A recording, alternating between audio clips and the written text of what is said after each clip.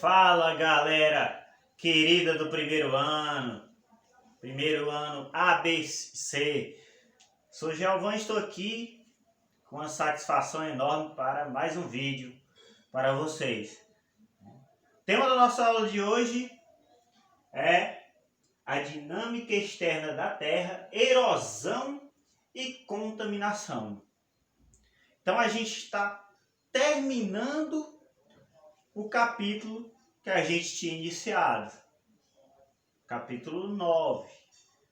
A gente iniciou falando da dinâmica interna. A gente falou de vulcanismo, de tectonismo, de abalos sísmicos. Agora que são fatores o quê? Internos do relevo, modificam o relevo internamente, por baixo agora, mas externamente. Quem modifica o relevo? Quem são esses agentes? Aí depois a gente inicia um novo capítulo. A gente termina esse capítulo 8 e inicia o 9. O 9 vai falar da erosão e contaminação dos solos. São assuntos que mexem com o meio ambiente. Meio ambiente é muito cobrado em Enem. Porque o Enem ele não trabalha, gente, vocês têm que atentar para isso. O Enem não trabalha com disciplinas, mas com áreas do conhecimento. O meio ambiente envolve várias disciplinas. Então, tem mais chance de cair. Por isso que cai tanto nas provas de Enem, dos vestibulares aí. Que são os problemas ambientais estão cada vez mais presentes na nossa vida. Então, vamos aqui. Primeiro, nós temos que fazer uma diferenciação entre intemperismo e erosão. Intemperismo e erosão fazem parte dos agentes externos do relevo e a gente tem que fazer uma diferenciação entre esses dois. Sempre que vocês lembrarem de intemperismo, vocês têm que lembrar do seguinte: processos que causam a decomposição ou desintegração dos minerais da crosta terrestre. Os minerais. Então, isso tem a ver com desintegração, decomposição ou desintegração, o intemperismo. Enquanto que a erosão vai ter a ver mais com transporte. A erosão vai ser uma consequência do intemperismo. E com relação a este último, existem 3 tipos de intemperismo. Isso já foi cobrado e pode ser cobrado em provas que interessam a vocês. Existe o temperismo físico e o químico. E também o biológico pode ser considerado o terceiro tipo, mas na verdade ele é uma relação com o físico e o químico. Tanto com o intemperismo físico como com o intemperismo químico. Primeiro vamos falar do intemperismo físico. Resumidamente, porque é um vídeo curto para caber aí na memória de vocês. Na memória eletrônica de vocês. Então, o intemperismo físico, ele tem a ver quando há um processo de congelamento e aquecimento. Congela e aquece.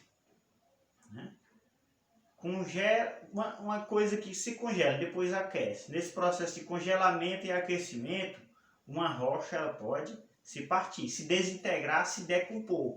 Isso é um exemplo claro de intemperismo físico. Já com relação ao intemperismo químico, nós temos que lembrar sempre da água. Água mole e pedra dura, tanto bate até que fura. Então, até que essa água batendo na rocha, ela pode causar o quê? O intemperismo químico. Também faz a rocha se decompor, se desagregar. E com relação ao biológico, professor? Na verdade, o biológico é uma relação com o físico, o intemperismo físico e com o intemperismo químico também. Tem a ver com o quê? Bio significa o quê? Vida, né? Então, seres vivos agindo.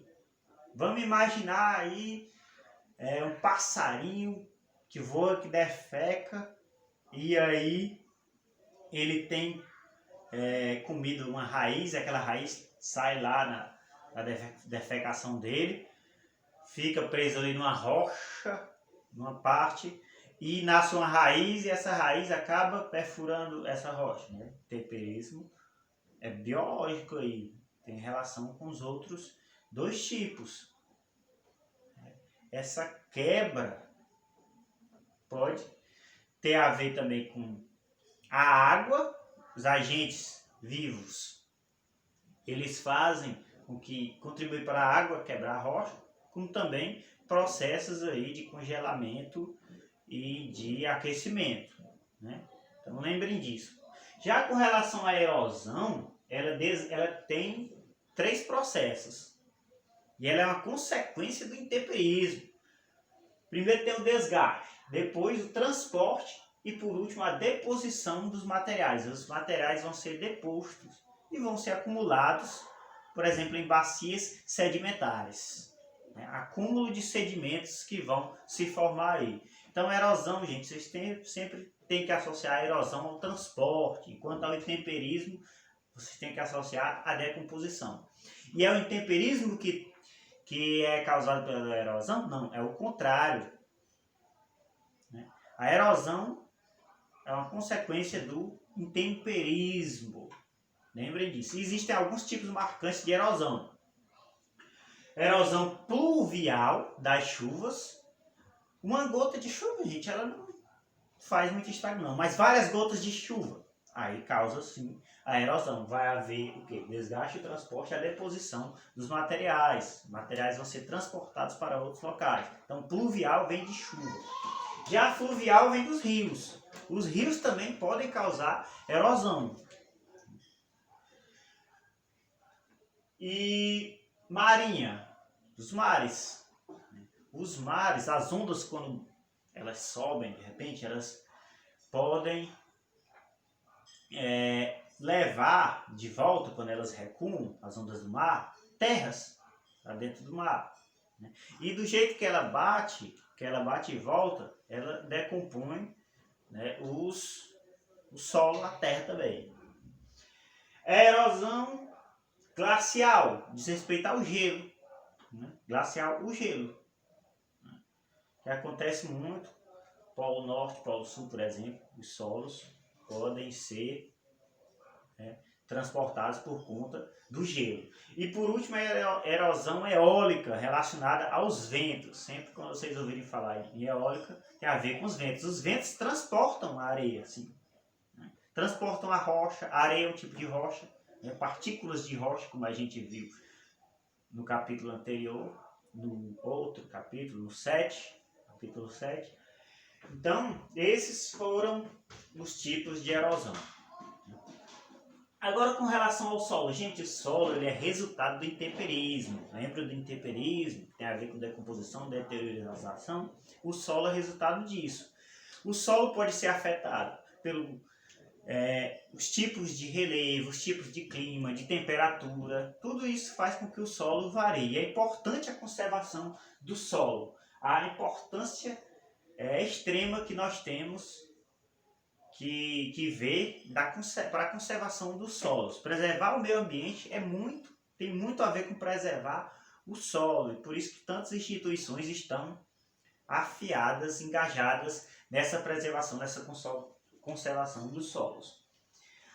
E com relação à erosão dos solos em áreas agrícolas. Gente, o homem pratica agricultura há muito tempo. Agricultura e pecuária. Então, por exemplo, a agricultura itinerante, no qual há queimadas e as pessoas com o solo desgastado vão para outras áreas. Com as queimadas costumam desgastar bastante o solo. Aí ele fica sem aquela utilidade. Boa parte do solo brasileiro e mundial está bastante desgastado por conta das atividades humanas agrícolas. Tem as atividades da própria natureza, mas também tem as dos homens que praticam bastante essa degradação dos solos. Nós temos que ver também a contaminação dos solos em áreas agrícolas. O solo fica bastante contaminado por vários fatores. Um dos que a gente mais destaca seria as práticas agrícolas. E também o uso relacionadas a essas práticas agrícolas, de fertilizantes, né, de coisas que envenenam o solo, faz com que ele perca nutriente e fique desgastado, além de causar mal à saúde de quem consome. Mas muitos pesticidas, muitos fertilizantes são para o quê? Para acabar com as pragas. E aí o que é que acontece? Acaba com as pragas, mas aí danifica a saúde tanto do solo como também das pessoas que vão consumir aqueles produtos, né? Outra coisa que tem muito destaque nesse conteúdo é a desertificação, né? Vão se perdendo muita vegetação e acaba ficando com o sol. A vegetação ela protege o solo, então o solo fica sem aquela proteção e vai se degradando bastante, né? Então, tanto na Rio 92, né, como 20 anos depois na conferência que teve para tratar do meio ambiente, se discutiu questões relacionadas à desertificação.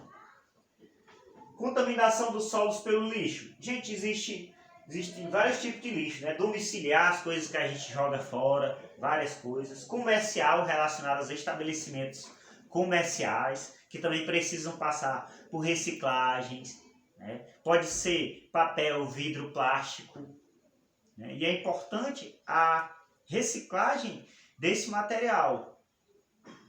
As coletas seletivas são importantes para isso. Já viu aqueles tamborzinhos, né?